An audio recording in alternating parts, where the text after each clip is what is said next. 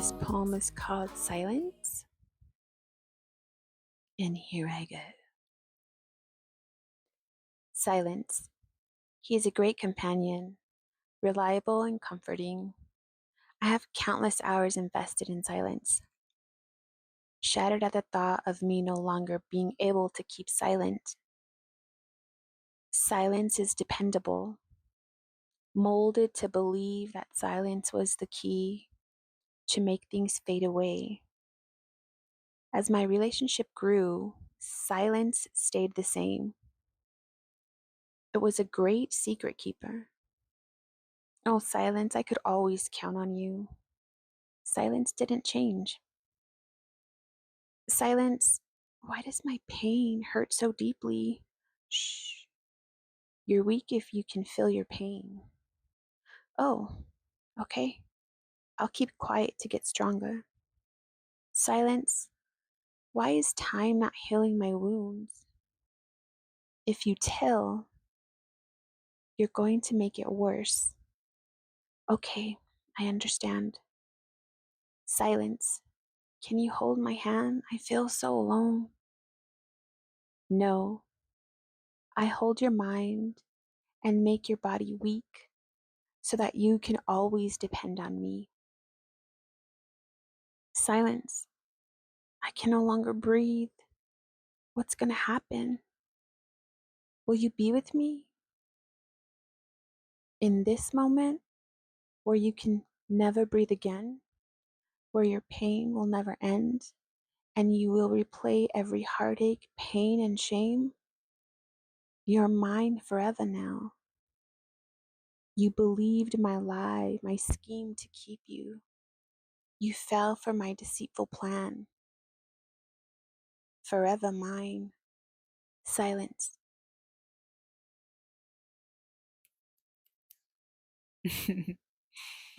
So, what does this mean? What made you write this poem? I was really young when I wrote this, but it was me wanting to no longer live. And I couldn't understand how asking for help would break my silence. Hmm. I grew up believing that when I say,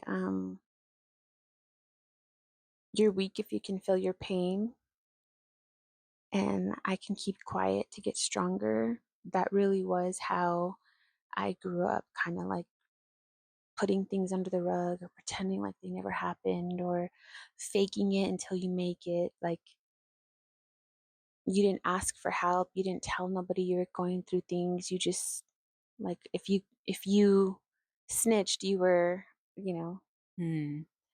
you got to keep your silence. And understanding that I didn't I couldn't fathom that. Keeping your silence? Yeah, like I couldn't fathom not keeping my silence. That's all I knew Oh, how to do. right. But my body was freaking out. What made you finally decide to break your silence? Somebody offered me hope, and Hmm. they literally were saying, I'll help you if you let me. And God, like the thought of somebody helping me, like truly helping me, not just teaching me how to stay silent, like, or beating me to keep my silence, like that. I didn't know, like it was scary. It was like, what? No, that's, I can handle it. It's fine. It's fine. And she was like, I'll help you if you want me to. Hmm. So, do you feel like you had hope before that moment, or what was it about that moment where you felt some type of hope to break you out of that moment or that I think there silence? was, honestly, there was a few moments to lead up to that question being asked Hmm. to me. I can remember I really didn't think I was going to make it to a certain age. And the same lady, she was like, man, you have so much to live for. You're going to be paying bills and driving your own car and like something simple where I was like, I can't even fathom that. I Mm. can't, like, I'm not going to live for a very long. I can die any moment. And I wasn't even into gangs, but like, I was like, I truly believed that I was going to die at any moment. Mhm. And so I started like imagining myself driving and like Mm. quick moments, but Like she was, something beyond where you were. yeah, but she was like feeding me without even knowing that she was feeding my conscience, my spirit. Like Mm. she was feeding it life I didn't even know. Mm. And it was the same person that was slowly feeding on it to you. Mhm. Yeah, like I didn't know that what I was going through was wrong. I didn't know, like I didn't know that I was in a bondage type of life and I had no clue. I just knew that I was miserable Mm. and was like, yeah, I'm gonna die like this. What what did your relationship with silence look like beyond that moment? Did you still did you revert to being like not speaking up for yourself or hopelessness after getting out of that situation that you were in at the time, like in your later years? Yeah, I think it was so dependable that even when I saw hope, I still depended on silence for a long time. I kept my silence as long as everybody else was happy. I kept my silence. You make fun of me, I kept my silence. Um, I I just wanted to make people happy and safe. That's the only way I felt safe at my expense. Hmm. Where do you feel like you are with that today? Absolutely silence. I feel like there's a season and a time to stay quiet, to walk away, to not increase the situation that you might be in. Maybe there's a screaming match, you can stay silent. But emotional, something that's tormenting you, Silence, that's a bondage. yeah, Because silence as a to clarify, bondage. there's a certain type of silence that's not necessarily a negative. There's that's good. There's a type of silence that you can, you know, Silence as a way of life, silence that keeps you in bondage or trapped or stuck in some form of hopelessness pattern yeah, if is what somebody we're has talking about. told you to keep a secret solely so that they don't get caught, that is not okay.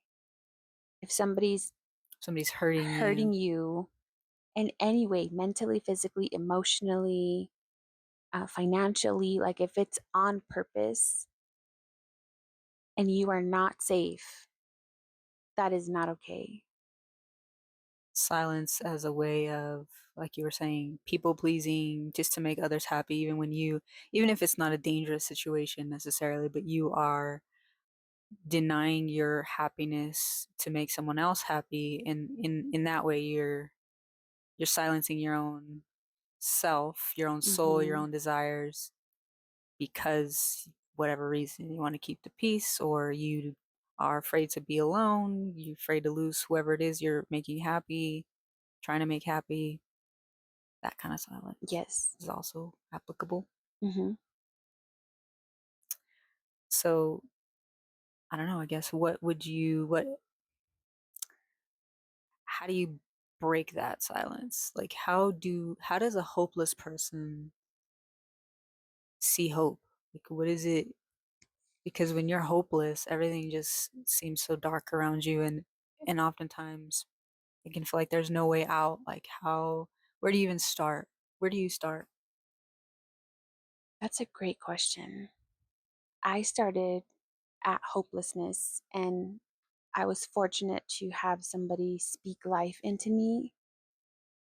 If it was in my situation as an adult, being able to express hopelessness to somebody that I can clearly see is hopeless, I would say look at your environment.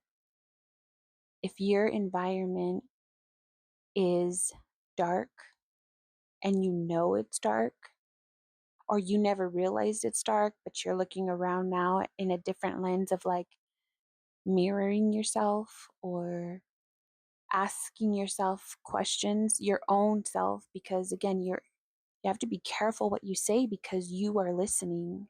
So if I'm looking around and I'm in a dark spot, my house, my lights, maybe you don't even have a house, like you're in a car, wherever your situation is, and you're looking around and it is dark, see what it's like in the light.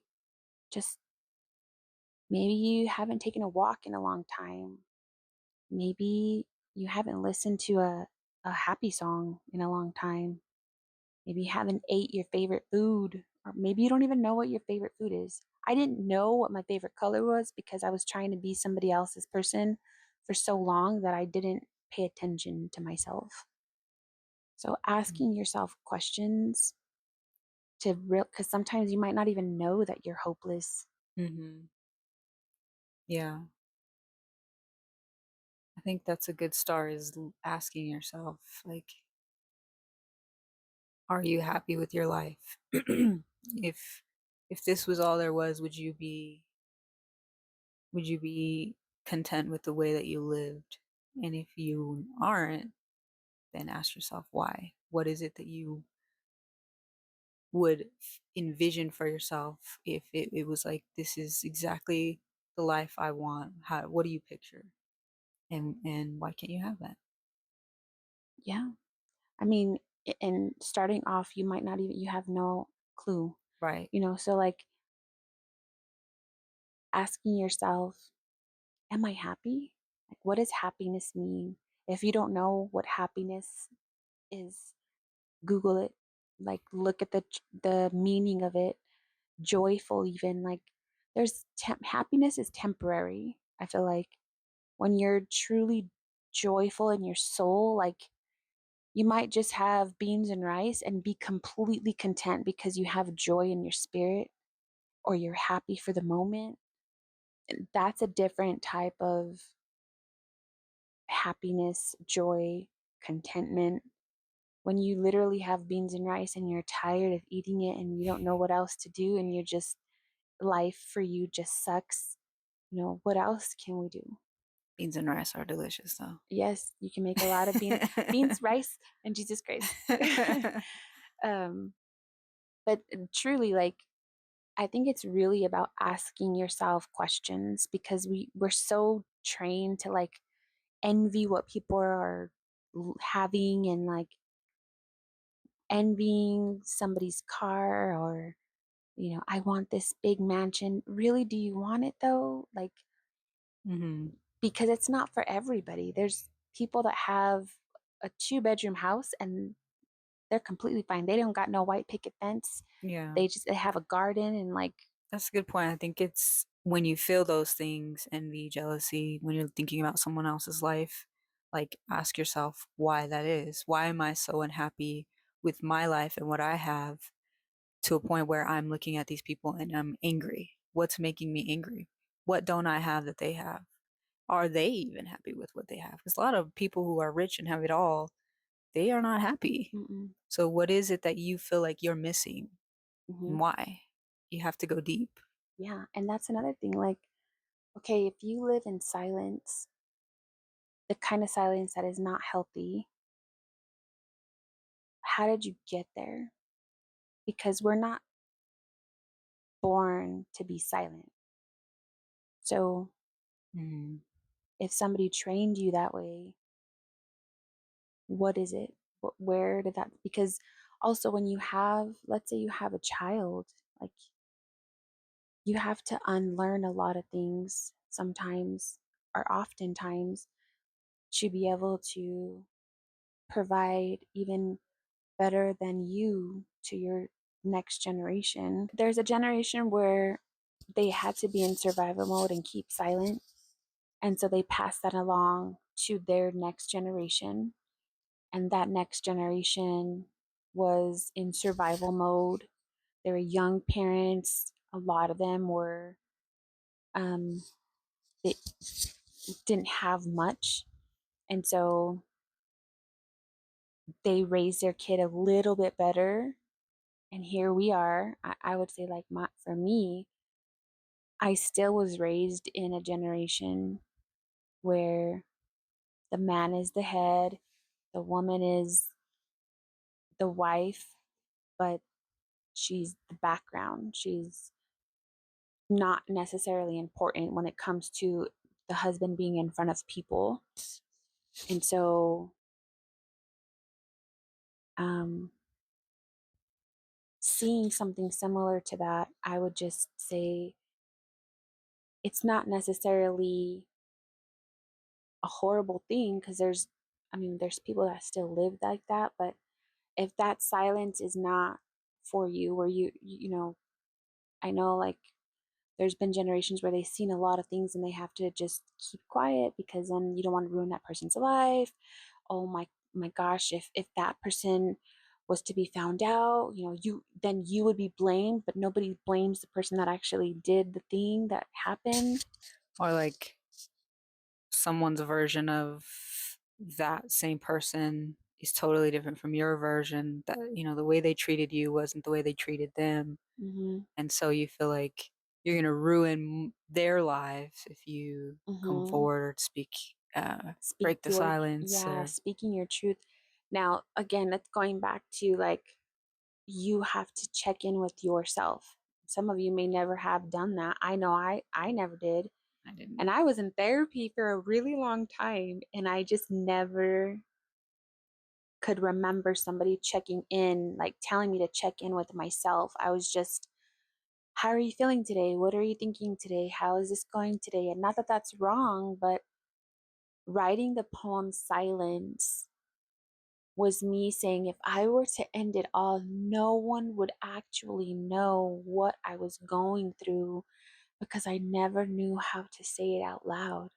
Mm. I was an expert almost of keeping silent, covering the things that shouldn't be shown. And people would say, like, gosh, your family is like the perfect family. And but no one knew what the heck we were dealing with inside behind closed doors and all of the things. And And you were young when you wrote that one, right? I was young. Do you remember how old you I were? want to say I was in high school writing it. So this is after, like, I really went through a really big traumatic change in my life. And um,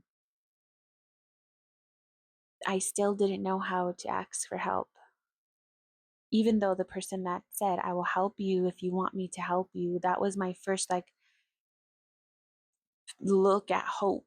Mm. But I did not know what came with that. Now, you might be introduced to hope and it rocks your world completely, takes you away from everything that you've known and everything that you knew was safety. Like, it could do that to you.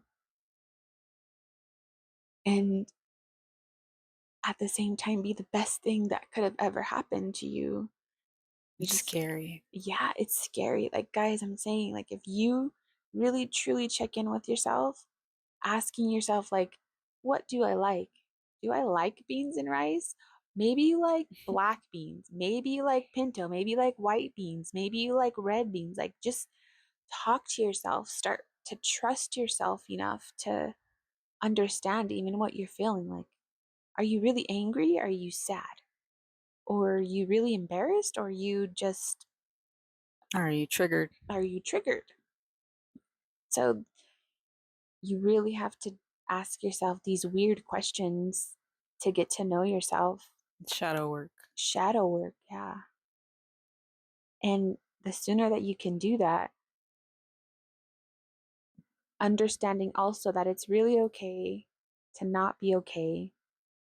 You're not going to have perfect days all the time. You're not going to have, some people might love dark, rainy days because sunny days are really hard for them. Or some people really thrive in sunny days and get really sad in dark days. And why? Did something happen in that time? Like, asking yourself these really intricate questions, these even simple questions like, what is my favorite color? And there's no blueprint. Like it's about progress, and it doesn't look the same for two, people. No two people are the same. So, And that's the beautiful thing. Like, no two people are the same, and that's completely okay. yeah. All right. Any last words for the people? Um, Thoughts in Poetry Form, Book 1 and 2 is out on Amazon. Silence is in Book 1, and I would really love to hear your feedback on the books when you purchase them. If you decide. It's called Thoughts in Poetry Form by Rebecca Elaine, and you have the right one if you see dragonflies on it. Dragonflies. All right. That's all I gotta say. That's all we gotta say about that. Bye. Bye.